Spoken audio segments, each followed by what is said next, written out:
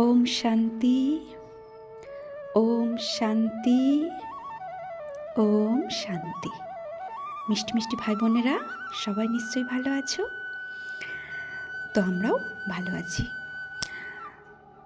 আজকে আমরা পঞ্চ পাণ্ডবের আধ্যাত্মিক রহস্য অর্থাৎ গভীর রহস্যকে জানব।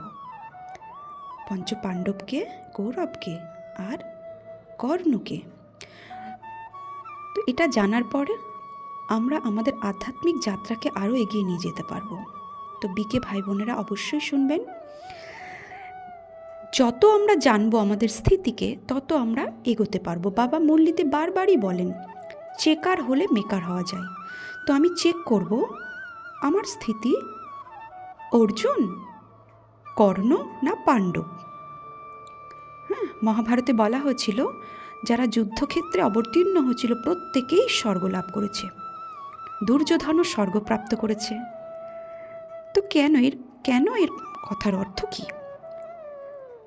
যে যাদেরকে কৌরব দেখানো হয়েছে অথচ তারাও যুদ্ধের শেষে স্বর্গ লাভ করেছে।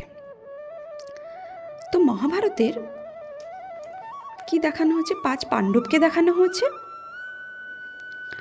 আর কৌরব পক্ষে 3 মুখ্য দেখানো হয়েছে, দুর্যোধন, দুঃশাসন, দুঃশীলা।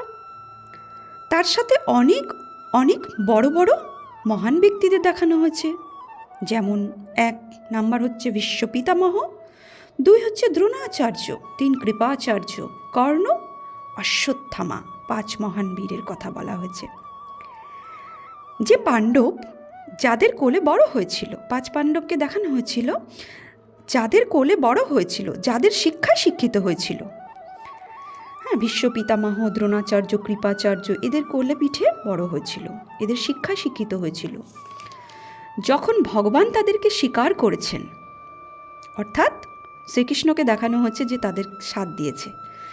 তো পরমাত্মা, বর্তমান সময়ে পরমাত্মা কাদের স্বীকার করেছেন? আমাদের ব্রাহ্মণ বাচ্চাদের। তো ভগবান যখন স্বীকার করেছেন, তখন তারা তাদের এগেনস্টে খাড়া হয়ে গেছে।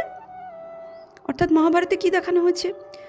ভগবানের সাথ নেওয়াতে ভীষ্ম পিতামহ, দ্রোণাচার্য, কৃপাচার্য, কর্ণ, অশ্বত্থামা সবার এগেনস্টে। তো চেক করতে হবে যে আমরা তাদের কাছেই শিক্ষা নিচ্ছিলাম। আমরা কি করছিলাম? পরম্পরায় গুরু, তাদের কাছে শিক্ষা নিচ্ছিলাম, কন্যাদান, বড়দান এইসব শুনছিলাম, আমাদের লৌকিক পড়াও পড়ছিলাম। সব পড়িয়েছেন উনি। বা ভক্তির পাঠ যেটা আমরা আমাদের গুরুর কাছে শিখছিলাম, পিতামাতা বা পণ্ডিতদের কাছে। তো পরম্পরা শিখছিলাম, যে পরম্পরা অনুসারে কি কি আমাদের পরম্পরায় কি, সেগুলোও জানছিলাম। তো যখন ভগবান আমাদের জীবনে আসেন, যখনই ভগবান আমাদের জীবনে এসেছে, তখন আমরা কি করেছি? তাদের থেকে, আর তারা আমাদের থেকে আলাদা হয়ে গেছে, আলাদা হয়ে দাঁড়িয়েছে। মানতেই চাই না ভগবান এসেছেন, তারা তাদেরও পরম্পরা নিয়েই চলতে থাকে। তো যুদ্ধই এটাই হচ্ছে যুদ্ধ। তো দেখুন, আমরা ভক্তিমার্গে এটাও শুনেছি যে মহাভারত তো আমাদের ভেতরের। তো মহাভারত তো আমাদের ভেতরকার। তো ভেতরকার মহাভারত কি, সেটাই জানবো। তো ওখানে যুদ্ধ পাণ্ডব আর কৌরবদের দেখানো হয়েছে শাস্ত্রে। অর্জুনকে সব থেকে বড় দেখানো হয়েছে, যাকে ভগবান জ্ঞান বুঝিয়েছেন। কিন্তু আশ্চর্যের কথা, 100 কৌরবের মধ্যে একজন কৌরবকেও অর্জুন মারতে পারেনি। কে মেরেছিল? ভীম মেরেছিল 100 কৌরবকে। তো অর্জুন কেন মারেনি 100 কৌরবকে? ভীম কেন মেরেছিল? ভাই কর্ণকে মেরেছিল। অর্জুন কাকে মেরেছিল? কর্ণকে মেরেছিল। নিজেরই গুরু দ্রোণাচার্য, ভীষ্ম পিতামহকে অর্জুন মেরেছিলেন, দ্রোণাচার্যকে, কৃপাচার্যকে, সবাইকে অর্জুন মেরেছিল। কিন্তু ভীম 100 কৌরবকে মেরেছিল। আর নকুল আর সহদেব ছোট ছোট যোদ্ধাকে মেরেছিল, ছোট মোটো মেরেছিল। তো ভগবান এসে যখন আমাদের জ্ঞান শেখায়, তো ক্ষণে ক্ষণে আমাদের সাথে থেকে আমাদের জ্ঞান শেখায়। তো এবার আমরা জানবো 5 পাণ্ডবের অর্থ কী, গভীর অর্থ কী, কর্ণের অর্থ কী, ভীষ্ম পিতামহ আসলে কি। তো 5 পাণ্ডবের মধ্যে প্রথম যুধিষ্ঠিরকে দেখানো হয়েছে, যাকে ধর্মপুত্র বলা হয়। যেই সিংহাসন পেয়েছিল, সিংহাসনের অধিকারী হয়েছিল, রাজা পদ পেয়েছিল। কে পেয়েছিল? যুধিষ্ঠির। লড়াই করেছে কাকে দেখানো হচ্ছে? ভীম, অর্জুন, নকুল, সহদেবেরা লড়াই করেছে। আর রাজত্ব পেয়েছে কে? সিংহাসন পেয়েছে কে? যুধিষ্ঠির। তো সিংহাসন যুধিষ্ঠিরের হয়েছিল। তো যুধিষ্ঠির কথার অর্থ কি? যুদ্ধ পরিস্থিতিতেও যার বুদ্ধি স্থির। অর্থাৎ যুদ্ধ পরিস্থিতিতেও আমি আত্মা, এই স্মৃতিতে বুদ্ধিকে স্থির রাখে। আমি এক চৈতন্য শক্তি আত্মা, এই বুদ্ধিকে, এই স্মৃতিতে বুদ্ধিকে স্থির রাখে, সেই হচ্ছে যুধিষ্ঠির। আর সেই সিংহাসনে বসবে। আর কি দেখানো হয়েছে? অর্জুন দেখানো হয়েছে, অর্থাৎ যিনি ভালো কথা অর্জন করে, জ্ঞান অর্জন করা। আর কি দেখানো হয়েছে? ভীম দেখানো হয়েছে। ভীম অর্থাৎ যোগ। ভীমকে কি দেখানো হয়েছে? সে সবসময় খেতে ভালোবাসত, সে খেলেই শক্তি তার মধ্যে ছিল, খাওয়ার না থাকলে সে দুর্বল হয়ে পড়ত। তো সেই অর্থে শক্তিশালী, অর্থাৎ ভালো কথা অর্জন করত অর্জুন।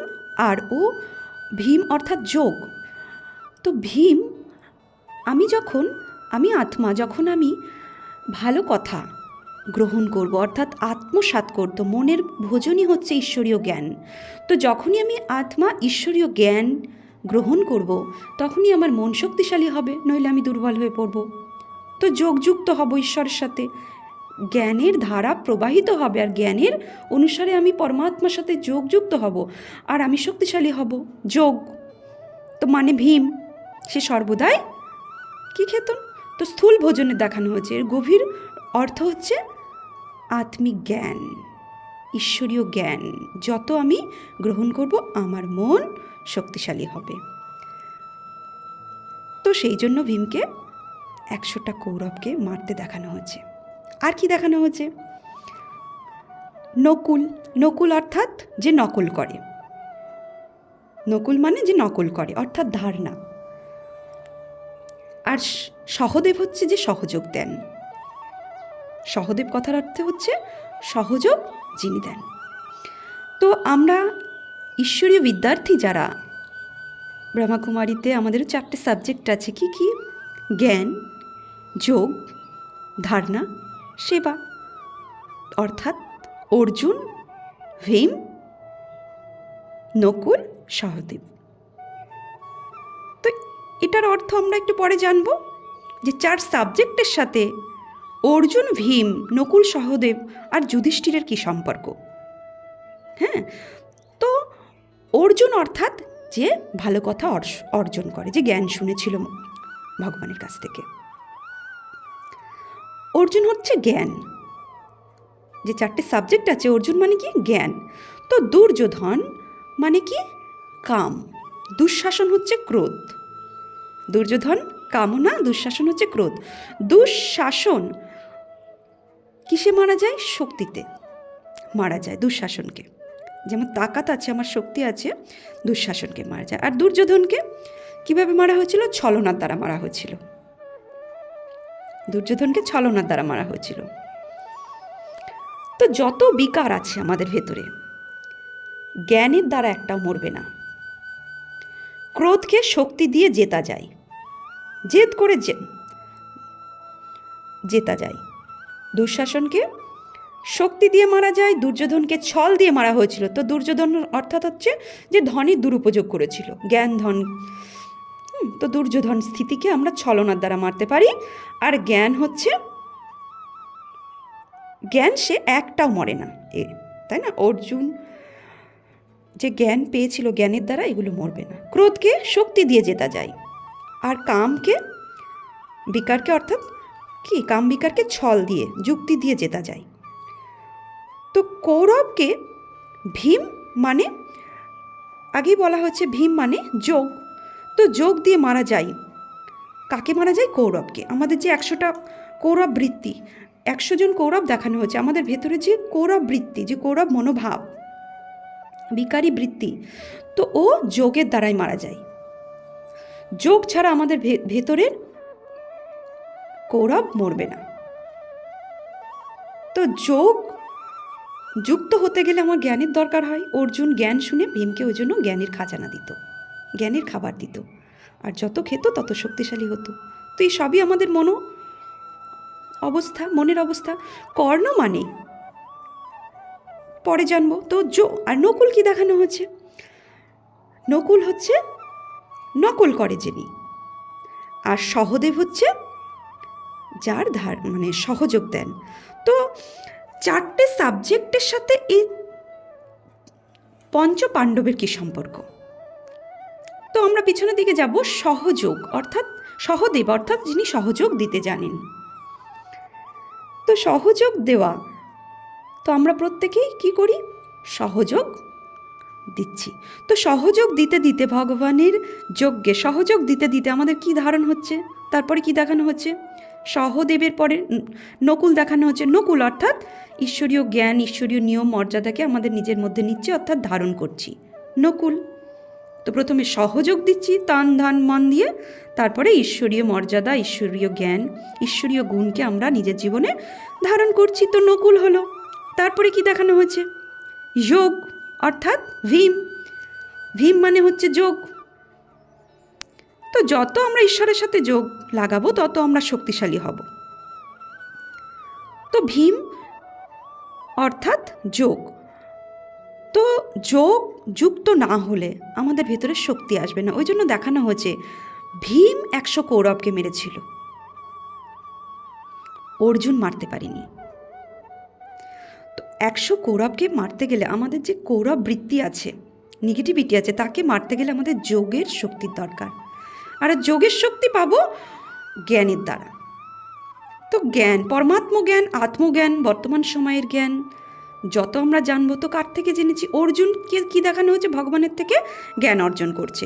তো অর্জুন জ্ঞান অর্জন করছে। এই অর্জুন জ্ঞান মাঝে মধ্যে কাকে? ভীমকে মানে শোনাচ্ছেন। অর্থাৎ ভীম খাবার খেত, ফিজিক্যাল মানে স্থূল খাবারের কথা বলা হয়েছে, কিন্তু আসলে আমি আত্মা অর্জুনের থেকে ঈশ্বরীয় জ্ঞান গ্রহণ করছি, আত্মসাৎ করছি। তখনই আমার মধ্যে আত্মার মধ্যে শক্তি আসছে, আর ও শক্তির মাধ্যমে আমার ভেতরকার 100 কৌরবকে আমি মারতে পারছি। আর যুধিষ্ঠির যে যুদ্ধ পরিস্থিতিতেও স্থির, যে ধর্মপুত্র যুধিষ্ঠির বলা হয়। অর্থাৎ এই 4 অবস্থা আমারই মনের অবস্থা, জ্ঞান, যোগ, ধারণা, সেবা, অর্থাৎ অর্জুন, ভীম, নকুল, সহদেব। তো এই 4 অবস্থা পার করার পরে ভগবান যখন ধর্মরাজ হয়ে দাঁড়াবে, তো এই অবস্থাতে ভগবান আমাদের গাইড করছেন, ভালোবাসা দিচ্ছেন, স্নেহ দিচ্ছেন,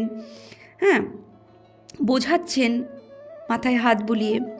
কিন্তু যখন ভগবান সাক্ষী হয়ে যাবেন, ধর্মরাজ হয়ে যাবেন, তো ওই যুদ্ধ পরিস্থিতিতেও আমি আত্মিক স্মৃতিতে টিকে স্থির থাকতে পারবো। তখনই আমার অবস্থা যুধিষ্ঠির অর্থাৎ আমার অবস্থা যুদ্ধ পরিস্থিতিতেও স্থির বুদ্ধির অবস্থা যখন আমি থাকতে পারবো, তখনই কিন্তু রাজ সিংহাসন পাবো। তাই যুধিষ্ঠিরকে রাজ সিংহাসন দেখানো হচ্ছে। যুদ্ধ কারা করেছে? 4 জন। আর রাজত্ব কে পেল? যুধিষ্ঠির। তো বোঝা গেল।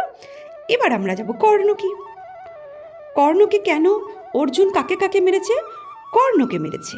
কর্ণ মানে কান, শোনা কথা, তাকে জ্ঞানই মারতে পারে। জ্ঞান দ্বারা যে কোনো ব্যক্তি। কর্ণকে কি দেখানো হয়েছে? কর্ণ কিন্তু কুন্তির পুত্র ছিল, পাণ্ডবদেরই ছিল, কিন্তু তাকে কি দেখানো হয়েছে?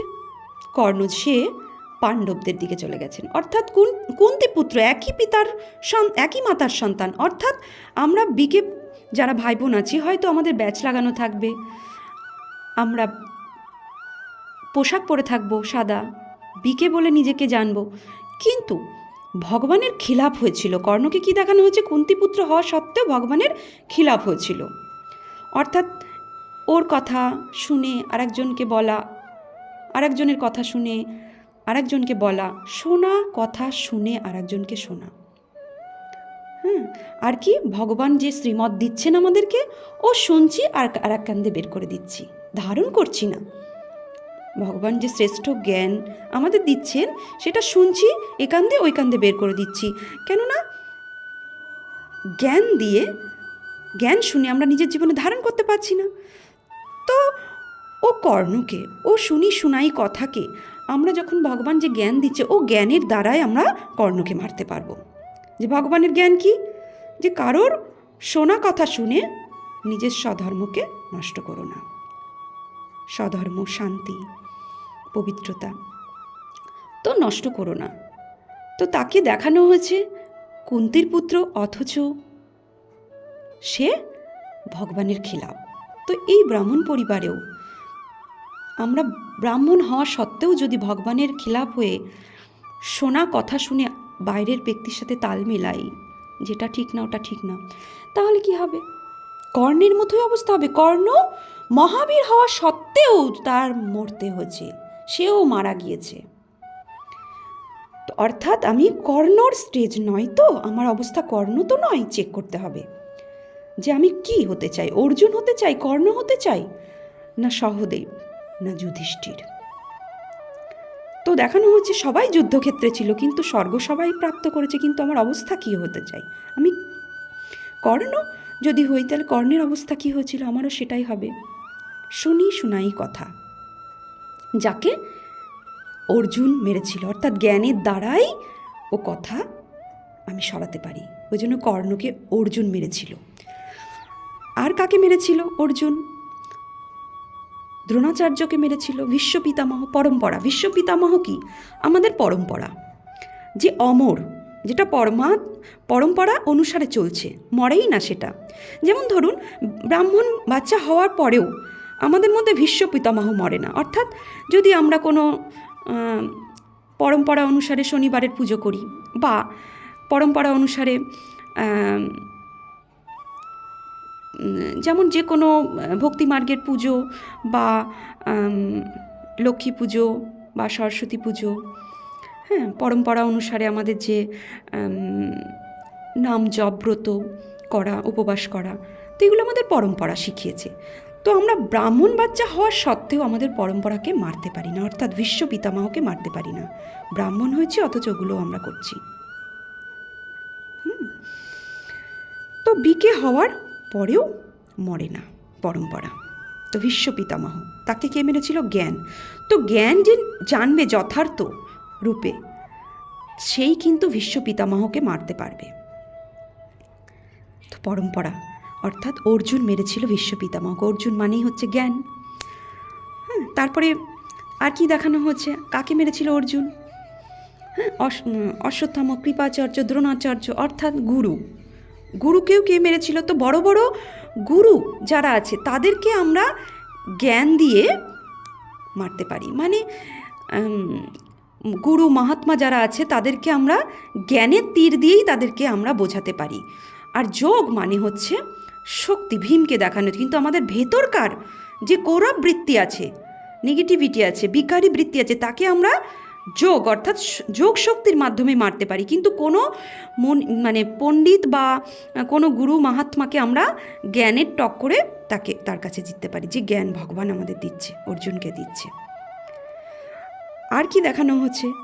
কর্ণ তীর মেরেছিল মহাভারতে যখন যুদ্ধ হয়েছিল, কর্ণ তীর মেরেছিল সাপবালা, সোজা যাওয়ার কথা যে তীর, তো অর্জুনের মাথায় লাগার কথা। কিন্তু কৃষ্ণের শক্তি দেখিয়েছিল ওখানে। ইয়াদগারে দেখানো হচ্ছে যে এত শক্তি, এত জোর লাগিয়েছে, যে রথের পায়ের জোর এত লাগিয়েছে যে রথ কী হয়েছিল দেখানো হচ্ছে মহাভারতে 1 ফুট নিচে নেমে গেছিল। আর ও সাপবালার তীর কী হয়েছিল? অর্জুনের মাথার উপর দিয়ে চলে গেছিল। তো এর অর্থ কী? এর গভীরতা কী? অর্থাৎ জ্ঞান শিখায় যখনই কেউ সোজা বার করে, তখন আমাদের জ্ঞানের টক্কর না দিয়ে আমাদের ঝুঁকে নিচু হয়ে যেতে হয়। তাহলে ও জ্ঞান বান আমাদের মাথায় লাগবে না। ঝুঁক জানা হতে হয়, আমাদের কি করতে হয়? ঝুঁকে যেতে হয়। নমনীয়তা, যেটা আর কি, নম্রতা। তো কাকে মেরেছিল? সেই জন্য দেখানো হয়েছিল রথের চাকা, অর্থাৎ আমাদের আমি ঠিক এরকম না করে নমনীয়তার দেখাতে হয়, নম্রতা। তো নিচু হয়ে যেতে হয়, জন্য রথের চাকা নিচু হয়ে গেছিল, আর কর্ণের তীর সোজা অর্জুনের মাথার ওপর দিয়ে চলে গেছিল, মাথায় না লাগে। আর কীচক ছিল, কীচক, যার দৃষ্টিবৃত্তি কী ছিল, খুব খারাপ ছিল। কে মেরেছে কীচককেও? মারা দেখানো হচ্ছে ভীম। কে মেরেছে? অর্থাৎ দ্রৌপদী হয়ে মেরেছে। ভীম কীচককে দ্রৌপদী হয়ে মেরেছে। তো আমাদের দৃষ্টিবৃত্তি মারবে কে? ভীম। তো আমাদের যোগ, ভীম মানে কি? যোগ। তো ও যোগ শক্তির মাধ্যমেই আমাদের ভেতরকার দৃষ্টিবৃত্তি আমরা মারতে পারবো। তো এই হচ্ছে পঞ্চ পাণ্ডবের সাথে আমাদের ধারণা, মানে 4টে সাবজেক্টের সম্পর্ক। তো আমরা এখন কি হব? বর্তমান সময়ে আমাদের চেক করা উচিত। যত আমরা চেক করব তত আমরা চেঞ্জ হব। স্বর্গে তো সবাই যাবে, কিন্তু আমাদের পথ কি পাবো বাবা বলেছেন। তো অর্জুন নাকি কর্ণ নাকি যুধিষ্ঠির? তো এই হচ্ছে পঞ্চ পাণ্ডবের আধ্যাত্মিক রহস্য, গভীর রহস্য। ওম শান্তি।